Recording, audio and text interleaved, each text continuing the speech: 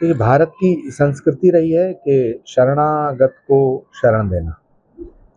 लेकिन जिस तरह से बांग्लादेश के हालात बिगड़े हैं, ये पूरी दुनिया के लिए एक बहुत बड़ा खतरा है। पाकिस्तान के हालात भी बिगड़ रहे हैं। भारत की एक तरफ पाकिस्तान है, एक तरफ बांग्लादेश है।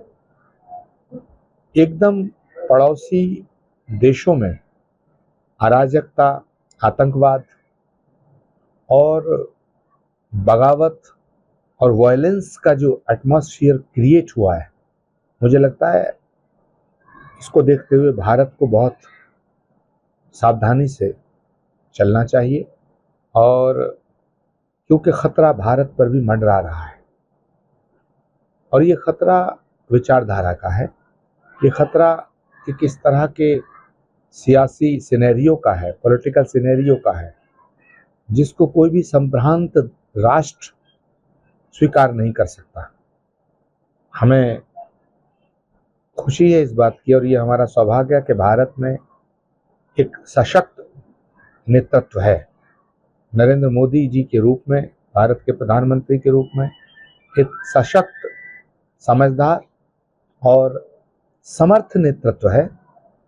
लेकिन भारत की सरकार को बांग्लादेश और पाकिस्तान की गतिविधियों पर नज़र रखनी पड़ेगी और भारत की जनता को भी देश हित में सोचकर, तमाम पॉलिटिकल पार्टीज को राष्ट्र हित में सोचकर राजनीति के कदम उठाने पड़ेंगे।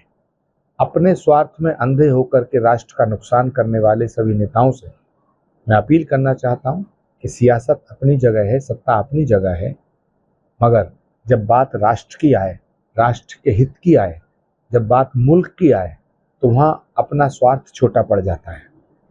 हम सियासत की बलि देश को नहीं चढ़ा सकते। सियासत देश के लिए होनी चाहिए। देश सियासत की बलिवेद पर भेंट नहीं चढ़ना चाहिए। तो राष्ट्र की एकता प्रथम है, राष्ट्र की सुरक्षा प्रथम है।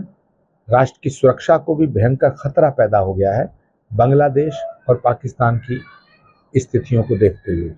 दूसरा, भारत सरकार और भारत के प्रधानमंत्री जी से मैं आग्रह करना चाहूँगा कि वो बांग्लादेश में जो भारतीय मूल के लोग रह रहे हैं, उनकी सुरक्षा सुनिश्चित करने के लिए इंटरनेशनल लेवल पे बात करें।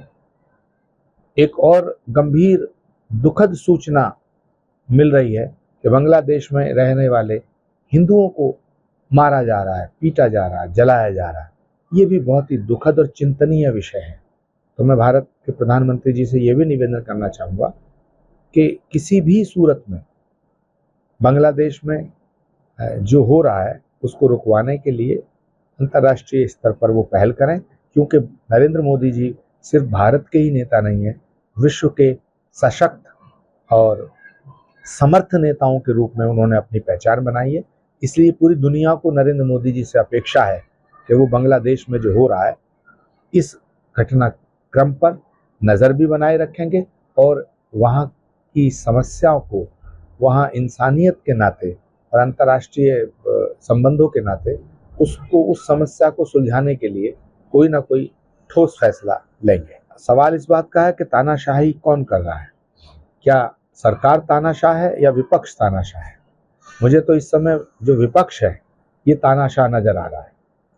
चाहे वो अयोध्या की घटना हो, चाहे वो भारत की संसद का निर्माण हो, चाहे वो सर्जिकल स्ट्राइक हो, चाहे वो 370 हटाने का फैसला हो, चाहे वो सुप्रीम कोर्ट का कोई फैसला हो, विपक्ष न संविधान में विश्वास रखता है, विपक्ष न सभ्यता में विश्वास रखता है, विपक्ष न संस्कृति में विश्वास रखता है।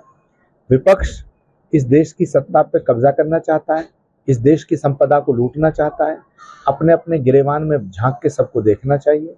सरकारें सबने चलाई हैं, कल पंडित नेहरू जी से लेकर के डॉक्टर मनमोहन सिंह जी तक और आज नरेंद्र मोदी जी का कार्यकाल, इस सब की समीक्षा अगर निष्पक्ष तरीके से की जाए तो निसंदेह मैं कह सकता हूं कि आज भारत विश्व के स्तर पर जिस तरह भारत का गौरव बढ़ाने का काम नरेंद्र मोदी ने किया है, उससे हर एक भारतवासी को खुश होना चाहिए। मगर अफसोस की बात यह है कि विपक्ष सरकार से दूर होने के बाद सरकार की नीतियों की आलोचना करने की बजाय नरेंद्र मोदी से नफरत करना शुरू कर दिया है, नरेंद्र मोदी से नफरत करता है और नरेंद्र मोदी से नफरत करते करते वो देश से नफरत करना उसने शुरू कर दिया है। ये दुर्भाग्यपूर्ण